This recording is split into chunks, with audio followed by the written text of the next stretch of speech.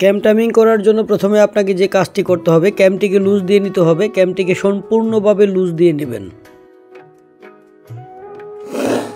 ক্যামটিকে loose দেওয়ার পরে আপনার দ্বিতীয় কাজটি হচ্ছে টেক আপ লিভারটি সম্পূর্ণভাবে নিচে নামিয়ে রাখবেন। টেক আপ লিভারটি এই অবস্থানে সম্পূর্ণভাবে নিচে নামিয়ে রাখবেন। তারপরে কাজ হচ্ছে ক্যামের এই অংশটুকু, আমি যে অংশটুকু দেখাচ্ছি দেখুন, এই অংশটুকু আপনি অ্যাডজাস্ট করবেন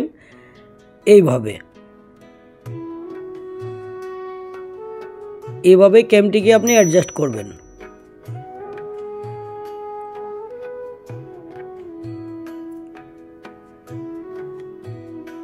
এখন আপনি স্ক্রুটা টাইট দিয়ে দিবেন,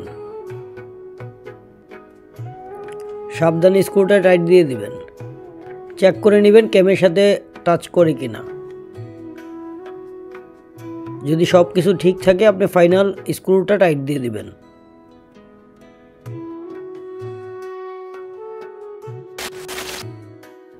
এখন আপনি এভাবে এটাকে চেক করে নেবেন। এটা এভাবে মুভ করবে, টাচ করবে না, ক্যামের সাথে টাচ করবে না, সম্পূর্ণভাবে এভাবে চেক করে নিতে পারবেন আপনি।